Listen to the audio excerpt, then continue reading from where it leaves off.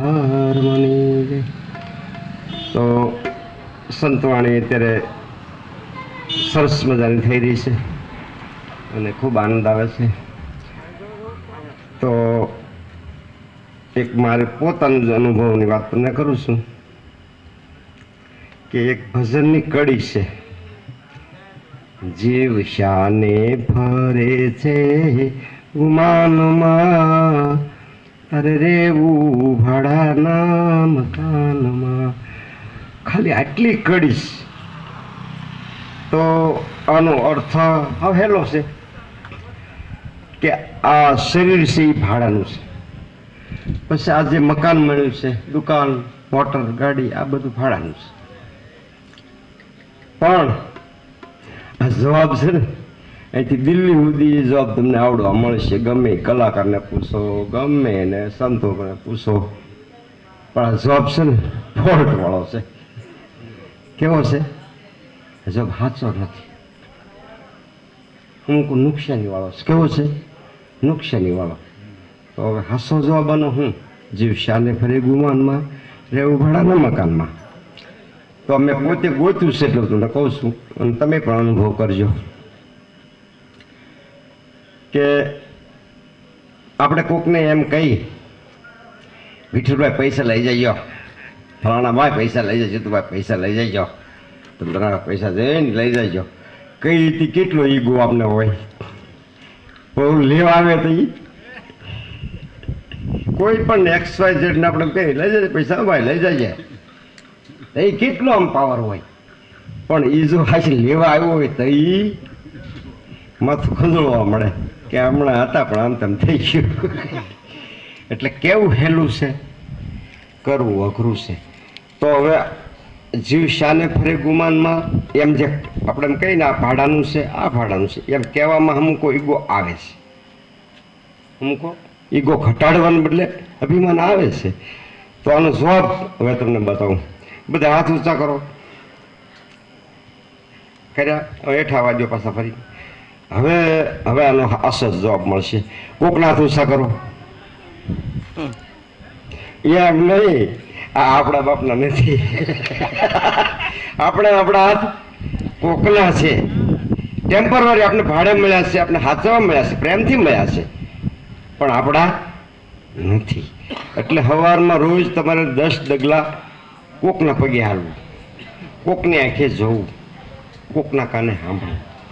જો ઈગો ઘટી જાય ને તમને શાંતિ ને આનંદ થાય. એટલે શીખવા માટે ગમે નથી શીખાય નથી, શીખવાનું છે. જે આવડે એનો અનુભવ કરવાનો છે. જો એ જ્ઞાની થવા માટેની એક સારી સરસ મજાની તમને બતાવું કે આપણી પાસે 50,000 રૂપિયા છે. આપણી પ્રોપર્ટી કેટલી છે? 50,000. તો સંતોષ માનવો કે અસંતોષ માનવો? શું કરવું ભાઈ? ઘણા થઈ ગયા એમ માનવું કે નથી થયા એમ માનવું? એટલે 50,000નો આપણે આનંદ લેવાનો છે, સંતોષ માનવાનો છે અને વધારવાના પડશે. બરાબર ને? નકર એ 50,000 તો ઘડીકમાં વપરાઈ જવાના. એટલે જે છે સ્થિતિમાં આપણે એમાં આનંદ મેળવવાનો છે અને નવું જ્ઞાન ઉમેરવાનું છે, જ્યાંથી મળે ત્યાંથી. એટલે કહેવાનો અર્થ આ મનુષ્ય અને પહેલાંના સમયમાં જીતુભાઈ સાધુ સંત પાસે જતા ને તો એ કે ભાઈ અશાંતિ છે, મને ગમતું નથી, મને આ રોગ છે, જે કંઈ કહે ને તો સંતો શું કહે? રામ નામની 2 માળા ફેરવી નાખજે, રામ નામની માળા તું ફેરવજે. અત્યારે યુગ હાઈફાઈનો છે, માઇન્ડનો છે, એટલે આ વાત હાલશે નહીં. અત્યારે તું જ્ઞાનમાં ડૂબકી માર, તું પ્રેમમાં ડૂબકી માર. તો કોણ છો જોતો ખરા? અને જવાબ ક્યાંય જોતો કોઈને પૂછવાનું નથી. હું કોણ છું? તું પૂછ. આમાં ક્યાં બેઠો છે એ તો એનું એડ્રેસ જ પેલા ગોતી લઈ. માથામાં છે, હાથમાં છે, ક્યાં છે? વાહ વાહ વાહ, અજબ ગજબનો બેઠેલો છે. દેખંદા કોઈ આદલમાં, પરખંદા નિરખંદા, અંદર બેઠો છે, જણ ઝાલરી એની વાગે છે. એટલે કહેવાનો અર્થ આવું સત્સંગનો પણ લાભ લેવાનો છે, ભજનનો લેવાનો છે. ગમે નથી તમે પોતે ખોજી બનશો ને એટલે ગમે નથી મળશે.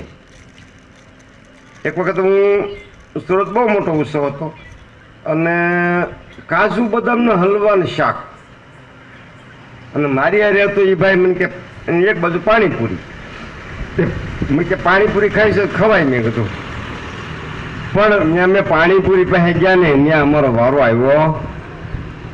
ઓલા કાજુ બદામના શાક બનેલા, હલવા બનેલા, ત્યાં કોઈ ખાવા નહોતું જતું. અને પાણીપુરી મેં કીધું ઓહો, આ પાણીપુરી તો નોર્મલ છે, પણ આપણે નહીં વારો આવે. અને ત્યાંથી પછી મેં પાણીપુરીનું ગોત્યું પહેલું વહેલું કે આમાં હું એટલું બધું છે. તો પાણીપુરીમાં ખાટું મીઠું છે એ બરોબર છે, પણ મેન પોઈન્ટ છે એમાં બ્રહ્માનંદ છે. શું છે? શૂન્યનો આનંદ છે. પાણીપુરી આમથી નથી. પાણીપુરી દ્વારા આપણે શૂન્યનો આનંદ થાય છે. આમ પાણીપુરી લીધી હોય કે આમ તો નહીં ખવાય, એના આ મોડો ખાવા જાઓ ને ત્યાં પૈસા ન વાપરે, બેરી ન વાપરે, કાંઈ ન વાપરે, ભગવાન ન વાપરે, આપણે ન હોય. એ 2 સેકન્ડ જ હોય. કેટલી સેકન્ડ જીતુભાઈ? એ 2 સેકન્ડની જે મજા છે ને, ત્યાં સુખ નથી, દુઃખ નથી, હાર નથી, જીત નથી, પાપ નથી, પુણ્ય નથી, ત્યાં કાંઈ નથી. એકદમ શુદ્ધ પરમાત્મા છે. એટલે આવું ગોતવાનું છે, શીખવાનું જેટલું આવડે એટલું. અને ખોજ કરશે ને મળશે વહેલા મોડું, પણ આખી વિશે હાલશે એને કામ નહીં મારે. એટલે